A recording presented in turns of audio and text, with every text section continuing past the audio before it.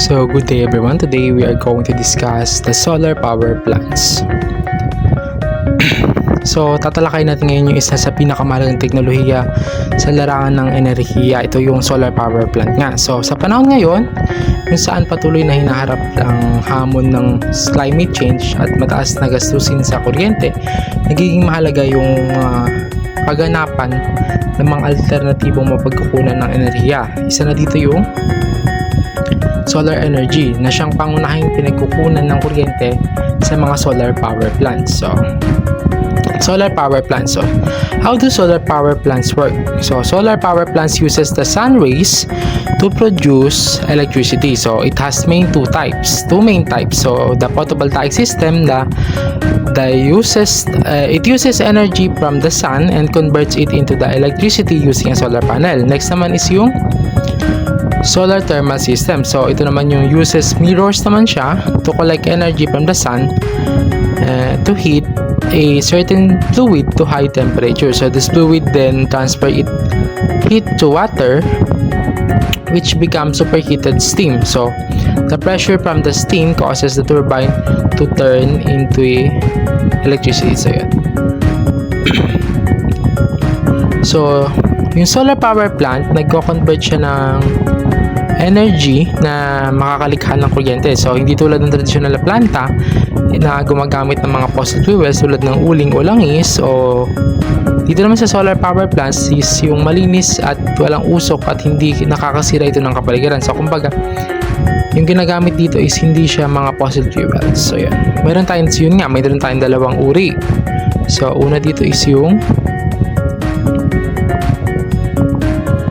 photovoltaic system. So sabi kanina, ito yung direkta nagko-convert na liwanag mula sa araw upang maging kuryente gamit ng mga solar panels. So binubuo ito ng maliliit na bahagi tinatawag na solar cells na siyang sumasagap sa sikat ng araw na nagpapalit nito into the direct current o yan.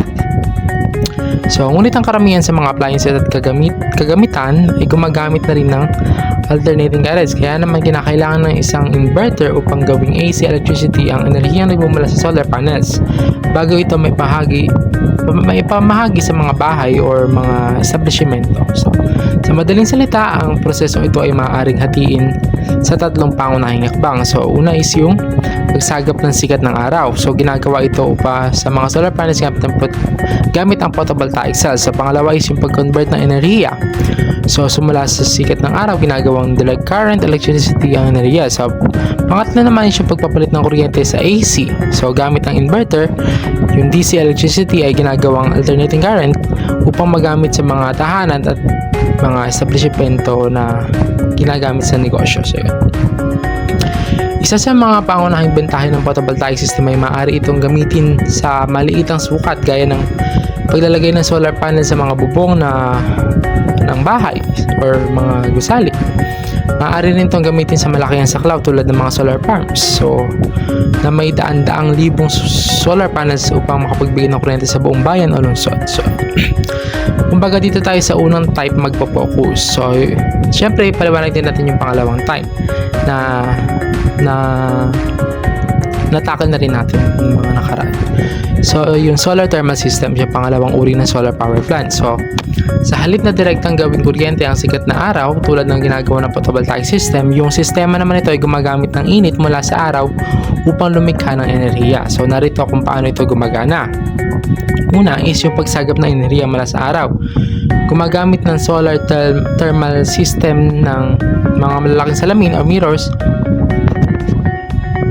upang itoon yung mga sinag ng araw sa isang particular na bahagi ng planta. So, pangalawa is yung pagpapainit ng likido or liquid na ginagamit ito. So,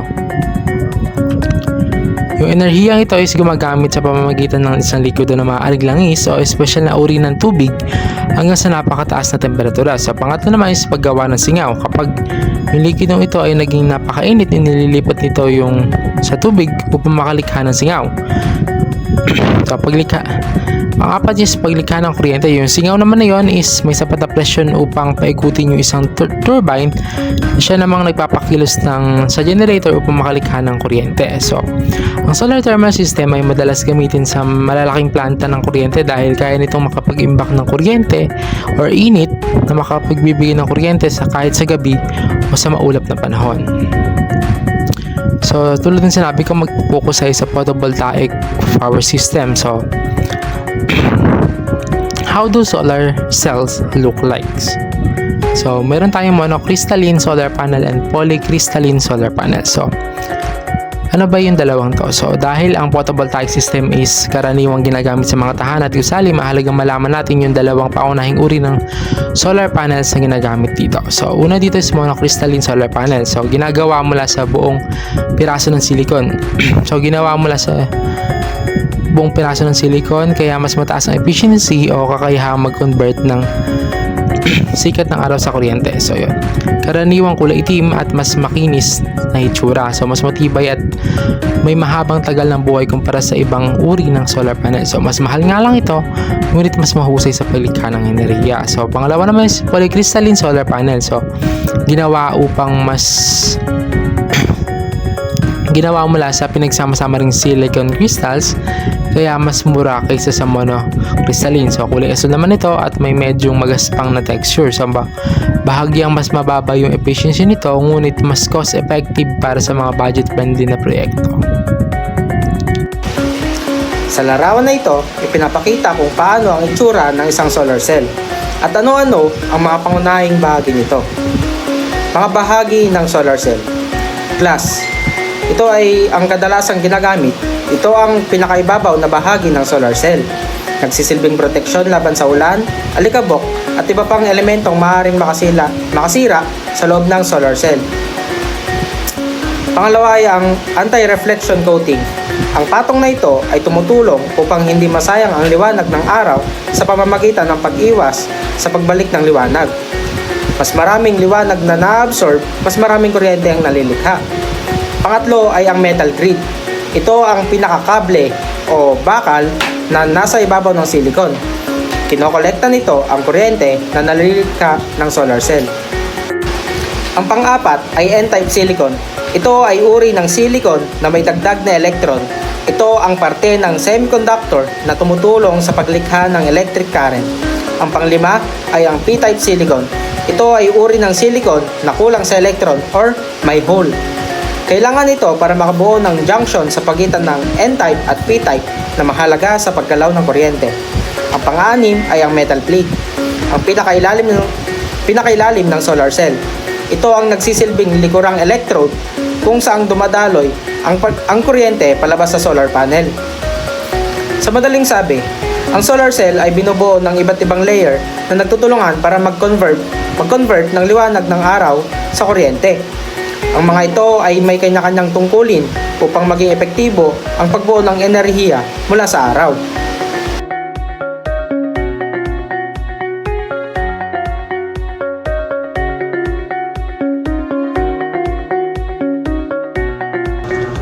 Today, let's talk about something important when it comes to light and surfaces, especially pag may coating. Tignan nyo sa image na to, it says scenario to be avoided, meaning dapat nating iwasan para hindi tayo malugi dahil sa reflections. So ano nga ba ang mga scenario na ito? It happens daw when the coating is incorrect.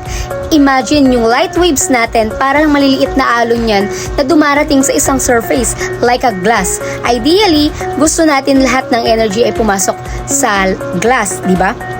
Para makita kung ano ang nasa kabilang side or kung solar panel yan para ma-absorb yung energy. Pero as you can see in this picture, some of the energy, yung ibang light waves, nagba-bounce back. Hindi siya pumapasok sa glass. Sayang yung energy. Tapos, pag yung light na nakapasok naman umabot sa bottom part ng glass, may iba rin daw na nag-reflect pabalik. And here is the tricky part.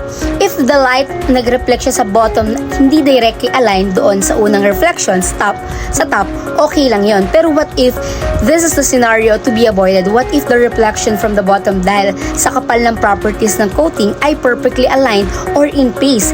Ika nila doon sa reflection galing sa taas.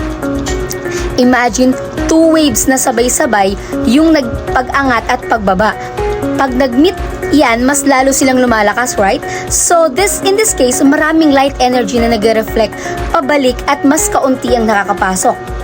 That's a loss. Kaya nga, sabi dito, to prevent losses due to reflections, so, the key is to make sure yung coating natin ay tama para maiwasan ang scenario na to. Para ang reflection sa itaas at baba ay maging perfectly aligned para mas maraming light na nakakalusot at mas kaunti ang masayang dahil sa reflection. Iwasan natin yung mga waves are aligned or in phase na reflection para efficient yung paggamit ng light. Let's continue our discussion about light and coatings. Last slides, pinag-usapan natin yung scenario na dapat iwasan kung saan yung reflected light waves from the top and the bottom surfaces are perfectly aligned, resulting in more reflections and less transmissions. Ngayon naman, tignan natin itong image na to. Still under to ng scenario to be avoided. Pero this time, iba yung illustration at description. It still talks about preventing losses due to reflections when coating is incorrect. Dito naman, sa picture na to, makikita natin yung light wave na tumama sa surface. Some of it, nagre-reflect siya pabalik from the top. Then, yung part na naman nakakapasok sa material, pagdating sa bottom, some of it also bounce back. Pero ang pinaka-importanting point dito according to description is that the bounce ray from the top and the bounce ray from the bottom are not aligned. Pansinin nyo sa drawing yung shape na reflected sa waves from the top and the bottom ay hindi magkasabay. Yung peak and trough nila, sabi dyan, waves are misaligned or out of phase. So ano nga ba ang ibig sabihin nito? Pag ang dalawang reflected waves ay hindi aligned or out of phase, they are actually interfere with each other in a destructive way. Imagine two waves. Yung peak ng isa ay sumasabay through sa isa pa. They can cancel each other and at least reduce each other amplitude. In context of our coating, this misalignment of reflected waves is actually a good thing because when they interfere destructively, it means less light reflected overall. Mas maraming light ang nakakapasok sa material, which we usually want, whether it's seeing clearly through glass for absorbing more energy in a solar panel. So, even though this still under the heading scenario to be avoided, a description here implies that misalignment of reflected waves is not what we want to achieve with the correct coating. Yung pagiging-align nila, as we discussed in the previous image, is to be scenario to be avoided. It seems might slight confusion in this presentation as we image and description here actually depict the desirable outcome. Reduced reflection due to the destructive interference of misaligned waves. The point is, the incorrect design coating can lead either aligned reflection or bad or misaligned reflection, good for reducing overall reflection. To summarize, ang goal natin sa tamang coating ay mamanipulate ang reflected light waves para maging misaligned sila at mag-interfere destructively para mas kaunti ang light na mag-reflect pabalik. Let's look another image under scenario to be avoided discussion. But wait a minute, this one seems a bit different from the previous ones. Basahin natin yung text carefully. It says, with the right amount of coating, the reflected energy can be minimized, if not totally cancelled. This sounds like a good thing, right? Not something to be avoided. Let's break down what's happening in this image and the description. We still see light waves hitting the surface. Some energy bounce back from the top, but the description says less energy bounce back and it penetrates through a bottom. So, with the right coating, mas kaunti ang light na nagre-reflect sa taas at mas marami yung tumatagos. Now, pagdating naman doon sa bottom, which is the anti-reflection coating, may some light pa na nagba-bounce back then. But here's the interesting part. But those reflected rays are being collected back to the system. This is the part a bit vague without more context about this system. But the main idea here seems to be that is the right amount of coating. We can minimize the initial reflection at the top of the surface, and even if there's some of reflection of bottom anti-reflection coating, it's somehow being managed or collected. So why is this still under scenario to be avoided? It's possible that title is a bit misleading in this particular slide, but maybe the point is trying to make is that if the coating is not the right amount, then we won't get this minimization of reflection. If this coating is incorrect, we might end up with the scenarios we discussed earlier, either significant reflection at the top or aligned reflection from the top and bottom that reinforce each other, leading to even more reflection. So the key takeaway from this image seems to be importance of having correct or right amount of coating. When coating is optimized, we can achieve desirable outcome to minimize reflected energy and increase transmission. The scenario to be avoided then would to be having coating that is either absent, too thin or too thick, or the wrong refractive index, which can lead to more losses due to reflection. It's like saying avoid having wrong coating because with the right coating you can minimize reflections. Doesn't make sense? This slide highlighting benefit designed anti-reflection coating. So while the under scenario to be avoided, it actually showing as we want to happen when coating is done correctly. And now we are shifting gears a bit and focusing on anti-reflection coating. So ano nga ba ang special na layer na ito? According dito, sa text, ang anti-reflection coating ay lets the light in but the most it doesn't let the light to be reflected out. In English, ang ibig sabihin, ipinapasok niya yung liwanag pero halos hindi niya hinahayaan na yung liwanag ay sumasalamin palabas. That's exactly what we want, right? Especially in the lenses sa salamin natin. Sa mga camera or kaya sa mga solar panels, gusto natin mas maliwanag ang pumapasok at mas kaunti ang nasayang na reflections. Dagdag pa dito, it also makes some of the reflected light to get back. This part might sound a little confusing at first, but remember, yung pinag-usapan natin kanina about light reflecting from the top and bottom surfaces of the coating. Ang anti-reflection coating ay disenyo yung mga reflection na yun para mag-interfere destructively. So, yung some of the reflected light to get back might referring to how coating manipulates those reflections to cancel each other out, effectively reducing the overall reflections. And the last sentence is key. Certain manipulation is being done during manufacturing to achieve that characteristics. Ibig sabihin, hindi basta-basta lang yan. May mga specific techniques at materials na ginagamit sa paggawa ng anti-reflection coating para makuha yung mga properties na mga yon, yung nagpapasok ng maraming liwanag at nagbabawas ng reflection. So, ang nutshell ng anti-reflection coating ay isang special na layer na nilalagay sa surface ng isang bagay para mabawasan ang amount ng light na sumasalamin.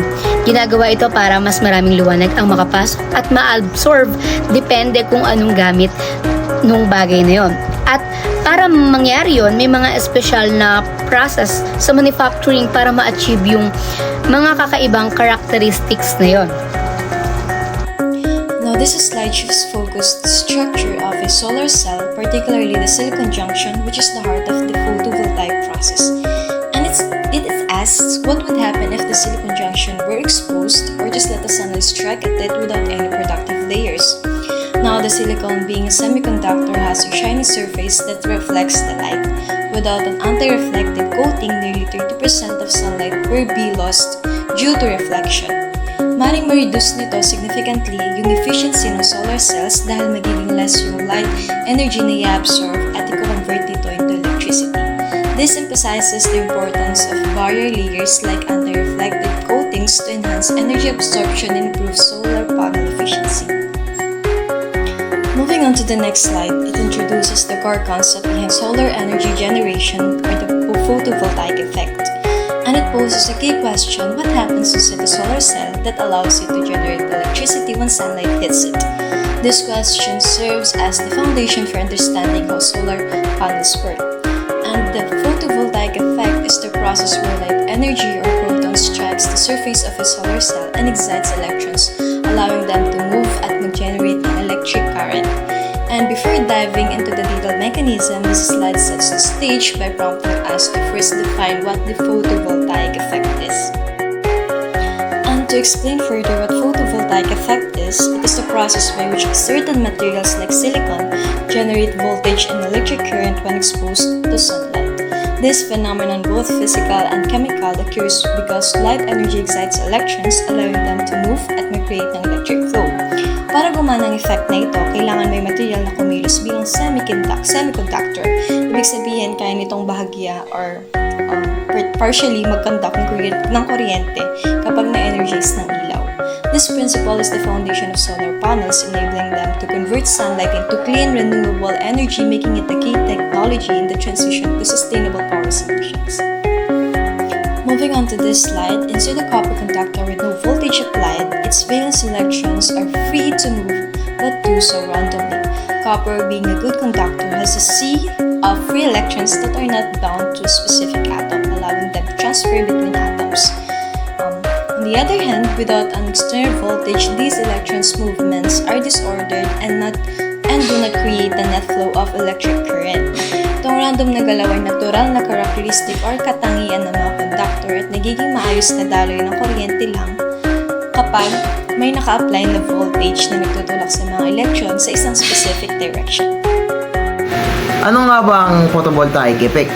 Ito ay ang kakayahan ng isang semiconductor gaya ng silicon na maglabas ng electrons kapag tinatamaan ng liwanag o photons mula sa araw.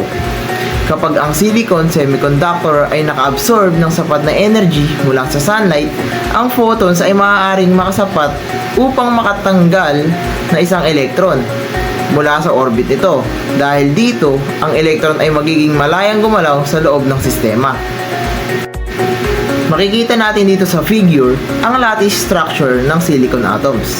Bawat silicon atom ay may covalent bond sa 4 na kalapit nitong atoms na nagbibigay ng isang stable na structure.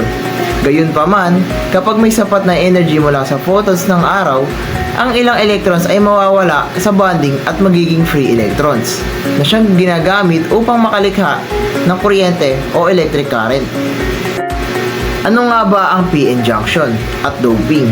Upang makabuo ng isang solar cell na may kakayahang lumikha ng kuryente, kailangang magkaroon ng PN junction na binubuo ng dalawang uri ng semiconductor, ang P-type na maraming holes at ang N-type na may maraming free electrons. Dahil sa kanilang pagkakaiba, nagkakaroon ng electrical imbalance na mahalaga para sa pagdaloy ng kuryente. Ang doping naman ay isang proseso kung saan may idinadagdag na impurities sa silicon upang mapaganda ang electrical properties nito. Kaya nabubuo ang P-type at N-type na semiconductors kapag ang photons mula sa araw ay tumama sa silicon, ang free electrons ay kikilos mula sa N-type papunta sa P-type na siyang lumilikha ng electric current, nagagamit sa iba't ibang electrical applications. Ang doping ay ang pagdaragdag ng ibang elemento sa silicon upang baguhin ang electrical properties nito. Para maging negatively charged N-type ang silicon, ginagamit ang phosphorus P, arsenic As, o antimony Sb. May extra electron ang mga ito kaya mas madali ang daloy ng kuryente. Para naman maging positively charged or P-type, ginagamit ang boron, aluminum, or gallium. Kulang ang electrons ng mga ito, kaya nagkakaroon ng holes na nagpapadaloy ng kuryente. Ang prosesong ito ay mahalaga sa paggawa ng transistors, diodes, at iba pang semiconductor devices na ginagamit sa electronics tulad ng computers at smartphones. Balikan natin tong periodic table na to. Mukhang komplikado pero importante to sa paggawa ng solar panels, yung ginagamit natin para makakuha ng kuryente mula sa araw. So imagine nyo, yung solar panel, ang pinakapuso niyan ay gawa sa mga espesyal na materyales. Yung pinaka-common dyan ay silicon. Hanapin nyo dito sa table. Ang silicon parang magic yan kasi kaya niyang humigop ng enerhiya mula sa sikat ng araw at gawing kuryente. Pero hindi lang puro silicon yan. Para gumana ng mas maayos sa silicon, kailangan natin siyang haluan ng ibang elemento para pagluluto lang yan. May mga rekado tayo para mas sumarap. Ang dalawang importanteng rekado dito ay ang phosphorus at boron. Hanapin nyo rin sila dyan sa table. Yung phosphorus, pag hinalo sa silicon, nagbibigay yan ng extra electrons. Yung boron naman, nag-iiwan yan ng mga butas kung saan pwedeng lumipat yung electrons. Pag pinagsama natin yung silicon na may phosphorus at yung silicon na may boron, parang gumagawa tayo ng electric field sa loob ng solar cell. Pag tumama yung sikat ng araw, yung mga electrons ay mapipilitang gumalaw at yan yung kuryente. Bukod dyan, may iba pang mga elemento na ginagamit sa solar panels. Halimbawa, yung mga metal tulad ng aluminum at copper para sa mga wirings at contacts. Isa ginagamit dito ang silver. So itong periodic table na to, parang listahan niya ng lahat ng sangkap na pwede natin gamitin sa paggawa ng solar panels. Yung mga scientist at engineer, pinag-aaralan nila yan kung anong element ang pinakamagandang gamitin para mas maraming kuryente ang makuha natin mula sa araw. Kaya next time na makakita kayo ng solar panel, tandaan nyo na iba't ibang elemento mula dito sa periodic table ang nagtutulong-tulong para magkaroon tayo ng malinis at enerhiya. Tingnan naman natin tong diagram na to. Dito, mas makikita natin kung paano gumagana yung doping na pinag-uusapan natin kanina sa paggawa ng solar cells. Ang sabi dito, sa taas, on the N-type side phosphorus is being used as a doping materials, while on the P-type side, it's boron. So tandaan nyo yan, phosphorus para sa N-type at boron para sa P-type. Ngayon focus tayo dito sa drawing. Ang title niya ay Lattice Structure of Silicon with Phosphorus as Dopants. Ibig sabihin, ipinapakita dito kung paano ang mga atom ng silicon ay nakaayos at kung anong nangyayari kapag hinahaluan natin sila ng phosphorus. Makikita nyo dito yung mga bilog na may label na Si, yan yung mga atom ng silicon. Ang silicon ay may 4 na electrons sa kanyang outer shell. Kaya nakikita nyo na nakikipag-share siya ng electrons sa 4 niya kapitbahay ng silicon atoms. Parang nag-holding hands sila para maging stable yung structure. Yan ang tinatawag na covalent bonds. Tapos may isang mas malaking bilog dito na may label na P. Yan yung atom ng phosphorus. Ang phosphorus ay may 5 electrons sa kanyang outer shell. So pag pumulit ng isang phosphorus atom sa isang silicon atom sa structure na to, 4 sa kanyang 5 electrons ay makikipag-share din sa mga kataming silicon atoms para bubuo ng covalent bonds. Pero dahil 5 electrons ng phosphorus at 4 lang ang kailangan para makipag-bond sa mga silicon, may matitirang isang malayang electron. Tingnan nyo yung arrow na nakaturo sa isang blue dot na may label na loosely bound electron. Yan yung extra electron na hindi nakatali sa kahit anong bond. Yang malayang electron na yan ang mahalaga sa paggawa ng N-type semiconductor. Yung N dito ay para sa negative charge kasi itong mga malayang electrons na to ay may negative charge. Dahil sa mga phosphorus atoms, nagkakaroon ng maraming malayang electrons sa silicon material. Kaya sa N-type side ng ating solar cell, maraming malayang electrons na handang gumalaw kapag tumama yung sikat ng araw. Para naman sa P-type side, kung ang boron ang ihalo natin sa silicon, hindi pinapakita dito sa drawing, ang boron ay may 3 electrons lang sa outer shell. Pag pumalit ang boron sa silicon, magkukulang siya ng isang electron para makabuo ng kompletong covalent bond. Yan yung tinatawag nating hole. Parang bakanting pwesto para sa isang electron. Yung P sa P-type ay para sa positive kasi yung hole ay parang may positive charge. So pag pinagsama natin yung N-type, may maraming malayang electrons at P-type na may maraming holes, doon na mabubuo yung electric field sa junction nila. At yan ang magpapagalaw sa mga electrons para makabuo ng kuryente kapag nasinaga ng araw. Simple lang, di ba? Ang phosphorus ang nagbibigay ng extra electrons sa N-type at ang boron kahit wala sa drawing ang nag-iiwan ng hole sa P-type. Yan ang sikreto ng solar cell. Ito na naman tayo sa mas detalyadong tingin sa PN junction ng ating solar panel. This image shows us side by side kung anong pinagkaiba ng N-type at P-type na silicon. Remember, sabi sa taas, sa N-type side, phosphorus ang ginagamit na doping material. Dito sa left side ng drawing, makikita niyo yung isang atom na nakakulay green. Let's imagine that's our phosphorus atom na pumunta sa isang silicon atom. Pansinin niyo yung mga orange na bilog sa paligid na may Si, yan yung mga silicon atoms. Ang phosphorus, gaya ng sabi natin kanina, may 5 electrons sa outer shell. Ang silicon naman ay may 4. Kaya pa nagpan sila, may matitirang isang extra electron sa phosphorus. Tingnan niyo yung arrow na nakaturo sa isang blue dot na malapit sa n-type site. May label na extra electrode at negative VE charge. Yan yung malayang electron na bibigay na negative charge sa n-type material. Marami nito sa n-type site. Ngayon, tingnan naman natin sa right side, yung p-type. Ang doping material dito ay boron. Sa drawing, yung atom na nakakulay blue, imagine natin na yan yung boron atom na pumalit sa silicon. Ang boron ay may 3 electrons lang sa outer shell. Kaya pag nakipag-bond siya sa 4 na silicon atoms, magkukulang ng isang electron. At yan yung tinatawag nating missing electron o hole. Tingnan nyo yung arrow na nakaturo sa parang bakanting space malapit sa p-type site. May label na missing electron at add plus VE charge. Yung hole na yan ang parang may positive charge. Marami nito sa p-type site. So ang p-n junction ay yung pinagsamang n-type na may maraming malayang electrons at p-type na may maraming holes. Sa junction na yan, yung mga malayang electrons mula sa n-type ay gustong lumipat doon sa mga holes sa p-type.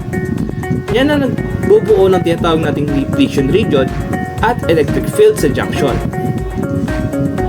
Pag tumama yung sikat ng araw sa junction na to, bibigyan ito ng energy yung mga electrons para tumalon at gumalaw sa electric field. Yung mga electrons ay mapupunta sa n-type site at yung mga holes naman ay mapupunta sa p-type site. Kung i-connecta natin, yung dalawang sites na to sa isang circuit, yan na yung magiging daloy ng kuryente.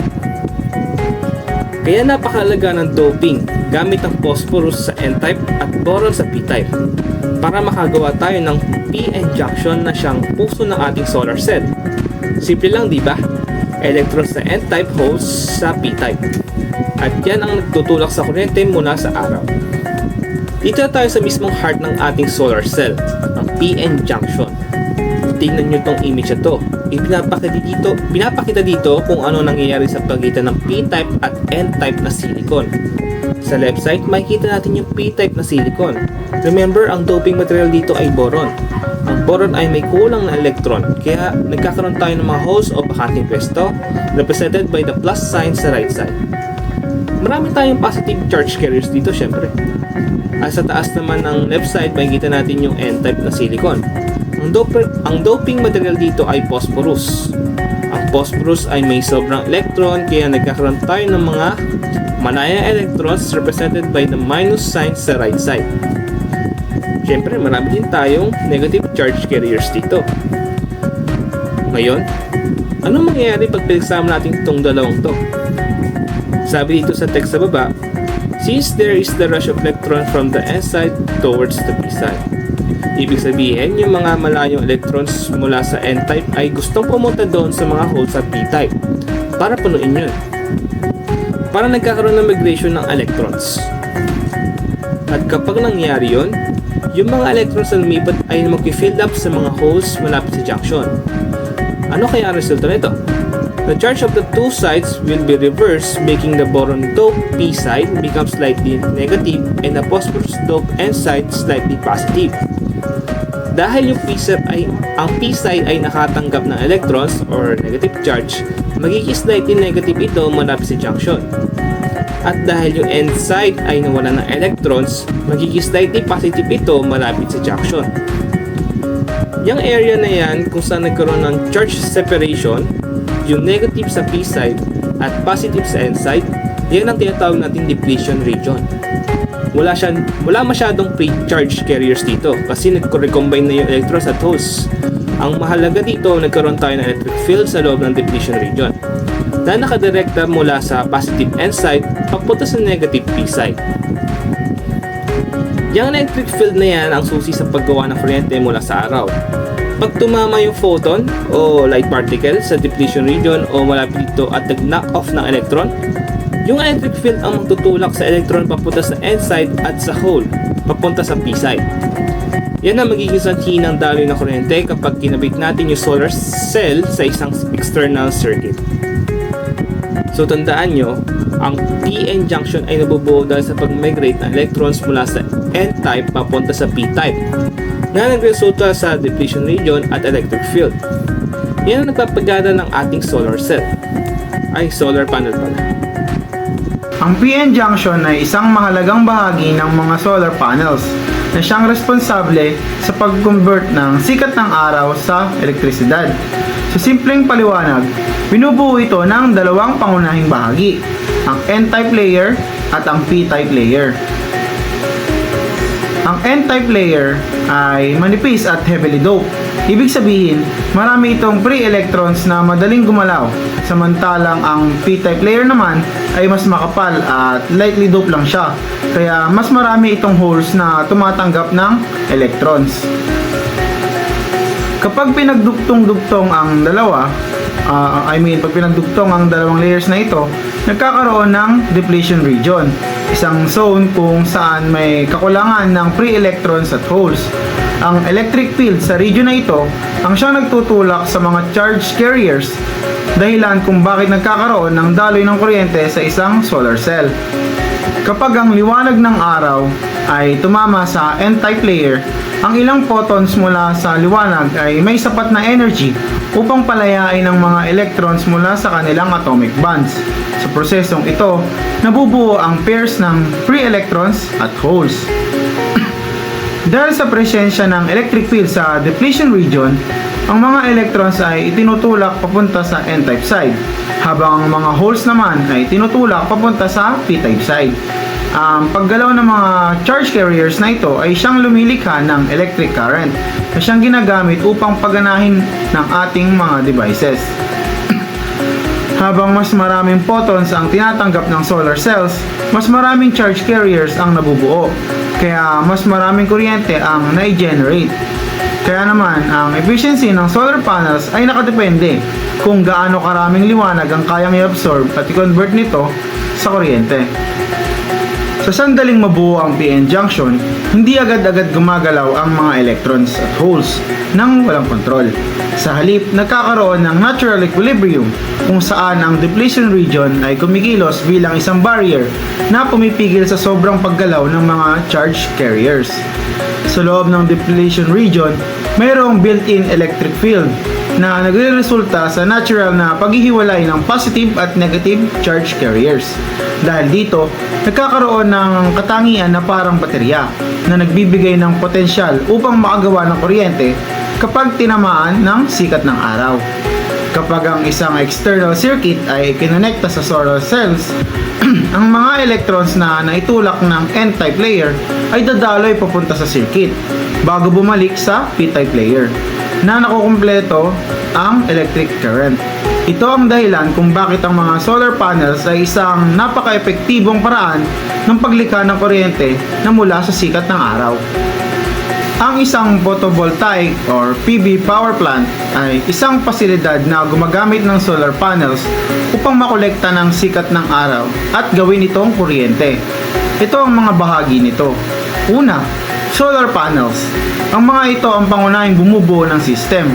At ang bawat panels ay binubuo ng maraming solar cells na nagko-convert ng sikat ng araw sa direct current or DC current. Pangalawa, inverter. Ang DC electricity na nagmula sa solar panels ay hindi pa maaaring direktang gamitin sa ating mga bahay. Kaya ito ay pinapadala sa inverter upang gawing alternating current or AC current. Ang uri ng kuryente na ginagamit natin sa pang-araw-araw na buhay natin sa ating mga appliances at mga gamit pa. Pangatlo, step-up transformer. Upang may pamahagi ng mas epektibo ang kuryente, ang output voltage mula sa inverter ay tinataas gamit ang step-up transformers na nag-a-adjust ng voltahe ayon sa kailangan ng distribution networks. Pang-apat naman, grid connection. Ang AC electricity mula sa transformer ay ipinapadala sa transmission lines upang makarating sa mga bahay, negosyo at industriya. Sa madaling sabi, ang isang PV power plant ay isang sistematikong paraan ng pagkuha ng enerhiya mula sa araw at pagpapadala nito sa ating mga tahanan bilang isang malinis at sustainable na mapagkukuha natin ng kuryente.